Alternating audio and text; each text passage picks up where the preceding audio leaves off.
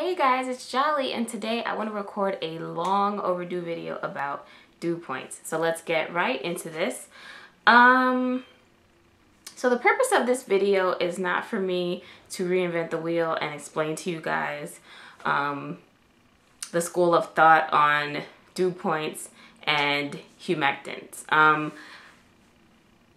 I would think that you've probably heard by now the school of thought that if you use products heavy in humectants in the optimal dew points, that you won't experience any negative effects of the humectants. That sounds a little bit like a science project or something. I'm gonna break it down just a little bit in case you don't even know what I'm talking about at all. And you don't know a humectant from a dew point. So, okay, I feel like to get into this, I'm just gonna say right away that I'm gonna do my best for this video not to come across as choppy, because I feel like it's a little complicated and I might have to do a lot of editing because it's just the nature of this video. It's a little complicated to me, but I will do my best. So, in order to explain my theory on dew points that I haven't really heard anyone else touch on, I have to give a little bit of background. So this is not my first time going natural. Obviously I did a Curlformer set like just now. This is a fresh Curlformer set. I'm natural. I've been natural for a year now, since 2013, but I tried to go natural, or I transitioned for a year in 2007, and I transitioned for I think about 6 months in 2011 as well. Both times I ended up relaxing my hair, and then I big chopped in February of 2013, and here I am. My hair has been growing ever since, pretty much.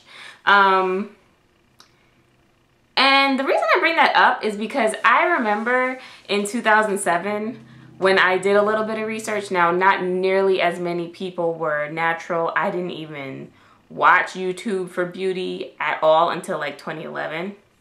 So there weren't a bunch of naturalistas on YouTube or blogs, and there were just, you know, websites here and there that discussed curly hair. I don't even remember really using Naturally Curly as a resource. I don't really remember having set resources. I would just kind of Google, and some website mentioned glycerin, and they said, go get you a bottle of glycerin. Glycerin's going to be your best friend, because glycerin, it claimed, draws moisture from the air and into your hair. And since natural hair is dry, natural hair loves glycerin because it needs that moisture. Give it the love, give it the moisture. That's what I remember reading in 2007, okay? And it's just funny because it's funny to think about how things have changed. Every now and then, you'll still come across a website that says that doesn't explain the negative side of humectants like glycerin. Okay, so now I'm going to get into what the claim is about humectants and dew points. Okay, so like I said, I tried to go natural in 2007, and I tried to go natural in 2011. And I came across the literature on glycerin supposedly being, you know, a great thing and being a humectant in 2007. In 2007, when I went natural, I would just brush my hair back into a bun, like every day. I would wet it, I would use a boar bristle brush and some gel, and I would, you know, I would co-wash a lot. I think I would shampoo occasionally, but I wet it every single day, and I was in college, and I had no time for anything else. I would just pull it back into a bun. Okay, so then in 2011, I think my plan was to be a straight-haired natural, if I remember correctly, and I was straightening my hair a lot as I transitioned for like 6 months. And it seemed silly to me, and so I decided to go back to relaxing because it was basically just a lot of effort to get straight hair, and I felt like if I wanted straight hair, I might as well be relaxed, because I never really had a problem like growing out my hair while I had a relaxer or whatever. I say all that to say I hadn't done that much research by the time I decided for sure to go natural in 2013. So I hopped on YouTube and I hopped on blogs and I learned about dew points. And I was told that dew points are a measure of how much moisture is in the air. And if the dew point is too low, your hair will have more moisture than the air. So the humectant in your hair will cause the atmosphere to suck all that moisture out because it's so dry. That's the best way I can describe it.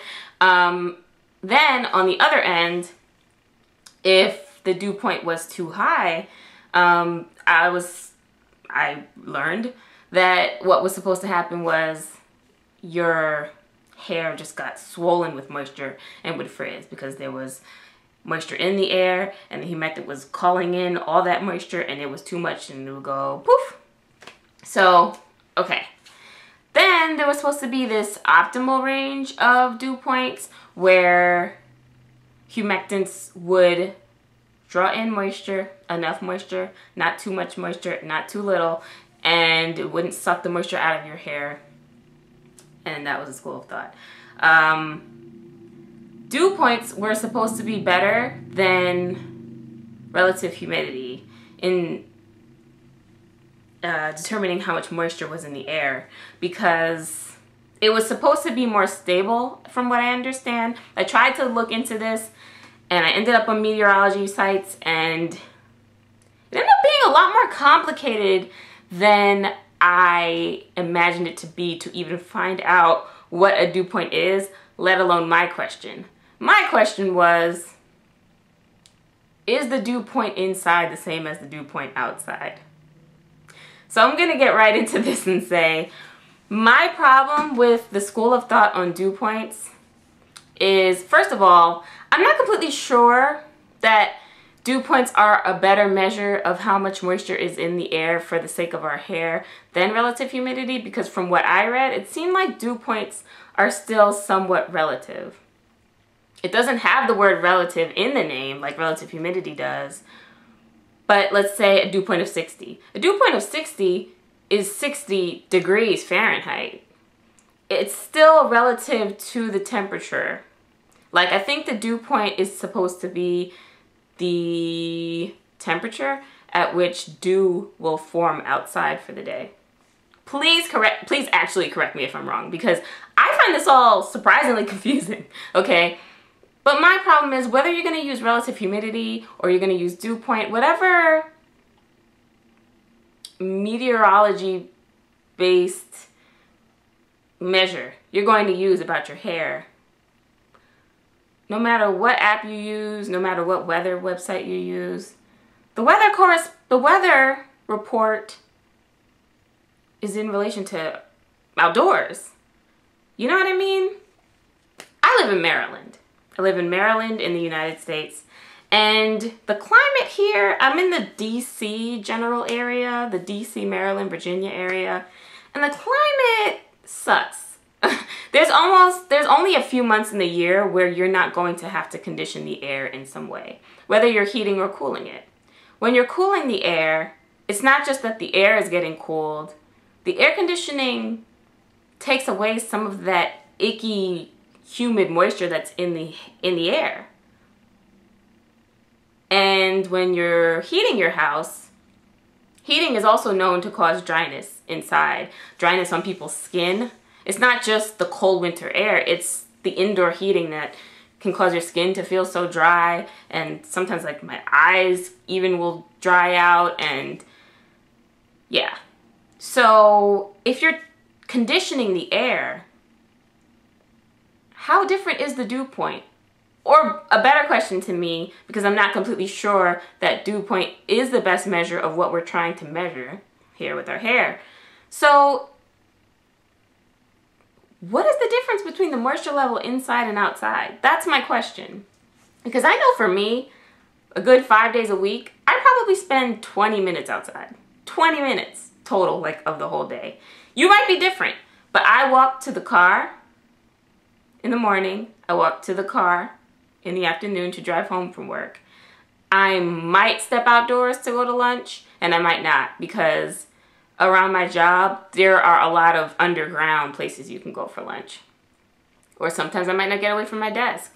But it's not hard for me to stay under 20 minutes of being outside. There's the moisture level at my job. There's a moisture level at home. There's a moisture level in my car. The least that I'm exposed to is the moisture level that's actually outside, because I don't really spend time outside. The weekends are different. You know, I'm going grocery shopping, I'm doing this and that. But all week long, I'm barely outside. And even on the weekends, I'm still, me personally, gonna be inside as much as I can. Now, maybe if you live in a place where it's a milder climate for the most part year round, and you don't find yourself conditioning the air so much, then you can actually rely on the outside, you know, dew point or the moisture level outside, however you want to measure it, to determine what you can put in your hair for the day and actually have it work. I know that my hair always seems to hate humectants. My hair is also very iffy with aloe. I feel like a lot of things, when I stretch my hair can tolerate it better.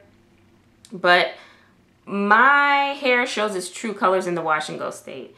And it's usually pretty iffy about aloe. The one time I used aloe and it was just like amazing was when I was on a cruise. I was using the now reformulated, like this is no longer the formula for Uncle Funky's daughter, Curly Magic. It has recently been reformulated, and that's a whole another story. But when I did use Uncle Funky's daughter, Curly Magic, it was the original formula with aloe vera juice as the first ingredient. And I got amazing results when I was on my cruise. I took a cruise in October to the Bahamas, and I think I took that and my Kiss My Face Upper Management Gel, also an old formula, the original formula of that. And that was already my favorite product by then, the Kiss My Face. But I think I just wanted to see about Uncle Funky's daughter, and I took it with me, and I ended up using that most of the time because my hair was so happy with it. It was like, it just worked really well. And who knows now, like, how it would work, because my hair is changing. Like, as it grows, it seems like it likes different things, you know, and maybe as I sit under the dryer more with my Curlformer sets or whatever, I don't know. But it's seeming to desire different things than before, so I don't really know, you know. But I'm just curious, because I'm just really curious, you know. And I really want, like, one thing I'm gonna ask you guys is, if you do watch this video start to finish, please leave below your initial reaction to what I'm saying. And if you think what I'm saying makes sense, or if you think it still makes sense to trust the dew points, and what you think about relative humidity, and mostly though dew point, like, I just want to know what you guys think. And also, it would be really cool if we could do a little experiment and see, you know, if you are conditioning your hair, summer or winter, use a product with glycerin. You know, okay, if you are a person who is able to use glycerin year round, then none of this will probably apply to you. But if you can't, let's say you're someone who in the past you've experienced that you're only able to use glycerin in the summer. If you spend a day indoors all day, and there's a glycerin of, there's a dew point of 50 outside, but you're inside all day in air conditioning, is your hair happy? Like, if you do a wash and go and it dries all day in dry air conditioned air, does your hair feel like you did right by it? I just want to know. Yeah. Similarly, you know, yeah, I just really want to know your experience with it. So that's pretty much where I'm at, and I'm not just like trying to be different here. I was disappointed to see that even in, you know, what's supposed to be the optimal dews, which depending on the source you look up will say optimal dews for being able to use humectants is anywhere between, like, I think they usually say like 30 to 60 or 40, no, like 40 to 60.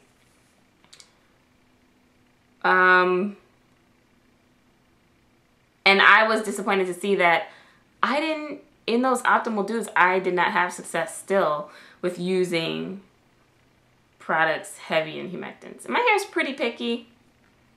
So I'm curious what you guys think about this, you know? Do you feel like maybe you've been following the rules on dew points and you're still not seeing good results when you use products with humectants in them? Or do you feel like, nope, I checked my weather app and, you know, dew points are the truth. Even if I'm inside all day and I'm barely going out, if I use a product, if it's, you know, summer, you know, spring, whatever, dew point of 50, stay in all day, you know. It's also, I just wonder, you know, because this all could be debunked. My whole theory can be debunked if the moisture levels are the same indoors and outdoors. But, you know, sometimes don't you walk outside and you're just like, oh, like it's humid, or like, I don't really feel like I notice like dryness in the air, but you notice when it's humid.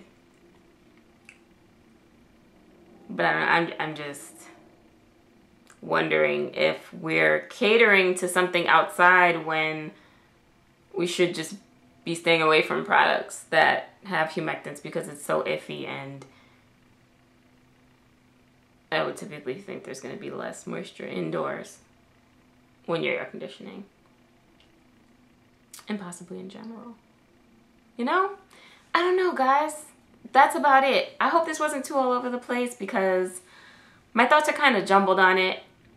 I've been confused about it, but my hair...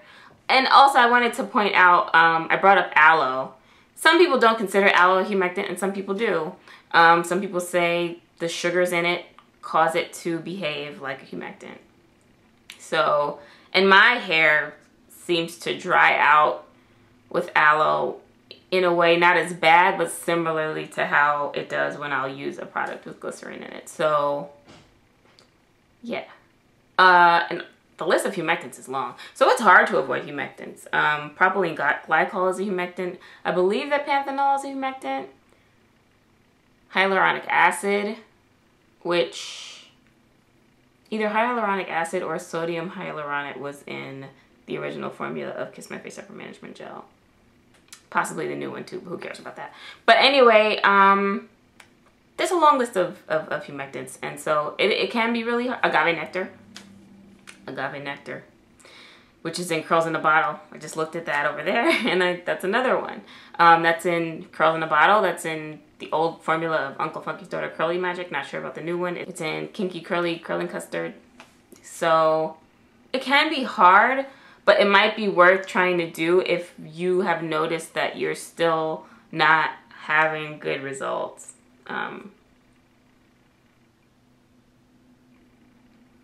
Even when you're trying to use the, you know, these ingredients in the optimal temperatures. So let me know what you guys think, okay?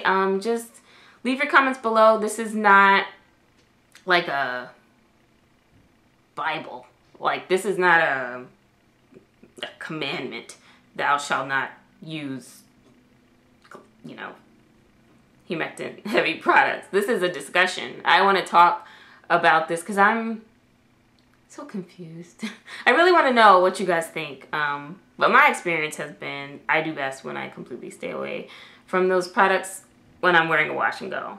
I love me some Camille Rose Aloe Whip Butter Gel for Curlformer sets. And oil and hairdo, like things when my hair's in a stretched state, it's like so much happier. But if I were to just, and I think it also has something to do with, you know, using products that have like butters and oils in them. Like when you do a wash and go,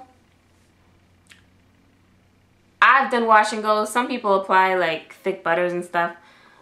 I haven't really done wash and goes that much since my hair's been longer. Like I've barely done them in 2014. But I used to just put a leave-in on my hair and the gel. And I wasn't like packing on all these like luscious like butter heavy moisturizing products, so maybe that could offset some of the effects. But yeah, guys, I just wanted to share that with you guys and see what you guys think and see what your experience is. So please leave your comments, both initial and if you experiment with trying to get away from humectant ingredients for a while. I'm interested in you letting me know like your indoor versus outdoor results and all that. Because I assume if you watch this video, you know, you're either still trying to figure it out or you have a strong opinion, and I want to know both of those things. Like, leave it in the comments because I really want to have a discussion about this, guys. Okay, so that's that. That's my perspective on glycerin and dew points. I'm just questioning whether, you know, whether you want to measure it by relative humidity or dew point or whatever. What we're concerned about here is moisture levels. If what, you know, is said about the negative effects of humectants is true, then aren't we really concerned about the moisture levels in the air? And to me, the moisture levels in the air, when you look at them up in the weather, they're going to be different from what's inside. So if you're spending the majority of your time inside, I need to know how much it varies. Like, I wish a meteorologist or a meteorology major would end up on this video because I really would like to know. I need like a cross between a meteorologist and a cosmetologist, I guess. So anyway, guys,